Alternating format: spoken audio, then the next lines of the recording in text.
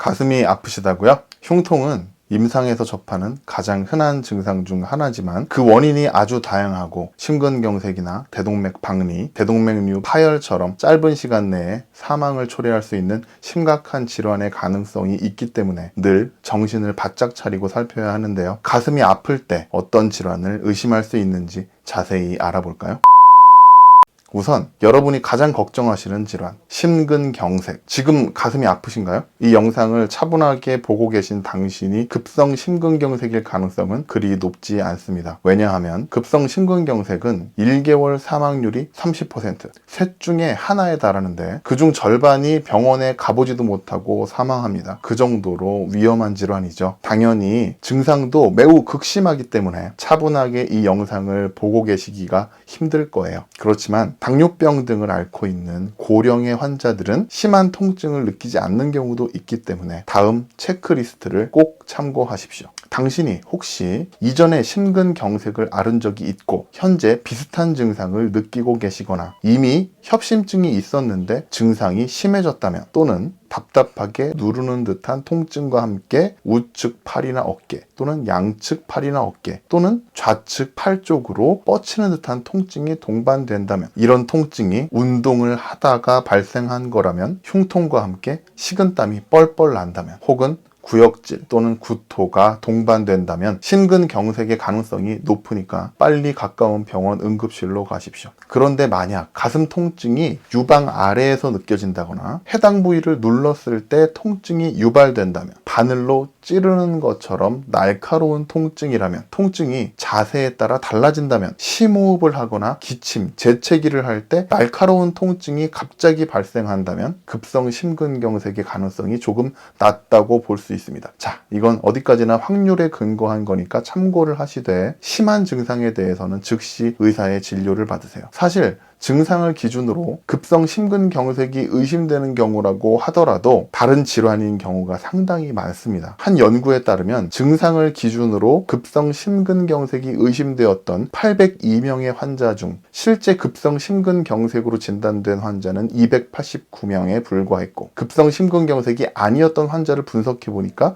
그중 42%는 위, 식도, 담도 질환이었습니다. 구체적으로 역류성 식도염이 가장 많았고, 다음은 식도 운동 이상 증, 소화성 궤양, 담석증 순이었습니다. 물론 급성 심근경색이 아닌 허혈성 심질환도 32%로 높은 비율을 보였습니다. 갈비뼈 연골에 염증이 생기거나 갈비뼈가 부러지는 등의 흉벽 질환이 28%, 심막염 4%, 폐렴이나 흉막염이 2%, 폐색전증 2%, 폐암 1.5%, 대동맥류 1%, 대동맥 협착증 1%, 대상포진 1% 순이었습니다. 두 가지 이상의 질환이 동반된 경우도 있었기 때문에 총합이 100을 넘는 점을 참고해 주세요. 자, 여기서 주목할 점은 분명 급성 심근경색을 의심할 만한 증상을 호소하는데도 실제로는 심장과 무관한 경우가 많다는 사실입니다. 다시 정리해보면 역류성 식도염, 식도 운동질환, 소화성 궤양, 담석증, 흉벽 질환 등입니다. 역류성 식도염은 신물이 자주 올라오고 명치 부위가 쓰리고 목이 칼칼하거나 쉬기도 하고 마른 기침이 자주 나옵니다. 이런 증상은 누우면 심해지고 기상 직후에 두드러집니다. 소화성 궤양은 식사 전후에 윗배가 쓰리고 아프거나 소화가 잘 안 되고 더부룩한 느낌이 발생합니다. 심할 경우 출혈이 동반될 수 있고, 이런 경우 검은색 변을 보게 됩니다. 오래 지속되면 식욕 감퇴로 체중이 감소할 수 있습니다. 담석증은 오른쪽 윗배에 쥐어짜는 듯한 통증이 주기적으로 생길 수 있고, 담석이 담도나 췌도를 막으면 급성 담낭염이나 담도염, 췌장염을 일으켜 열이 나거나 우상복부나 상복부를 누를 때 심한 통증이 생깁니다. 늑연골염이나 갈비뼈 골절은 질환 부위를 누르면 통증이 유발되고, 상체를 움직이거나 심호흡, 재채기, 기침을 할 때 특정 부위에 통증이 재현됩니다. 심낭염의 흉통은 찌르는 듯한 날카로운 양상이고, 심호흡이나 기침에 의해 악화되고 자세에 따라 통증의 강도가 변합니다. 호흡곤란, 전신쇠약감, 발열, 오한이 발생할 수 있습니다. 심한 경우에 심낭에 물이 차서 심장을 압박하기 때문에 저혈압, 쇼크에 빠질 수 있습니다. 폐렴은 기침, 노란 가래, 발열, 심하면 호흡곤란이 동반될 수 있고요. 흉막염도 발열과 함께 기침하거나 심호흡할 때 날카로운 통증이 유발되고, 흉막에 물이 차면 물이 차오른 공간만큼 폐가 펼쳐지지 못하기 때문에 호흡곤란이 발생합니다. 폐색전증은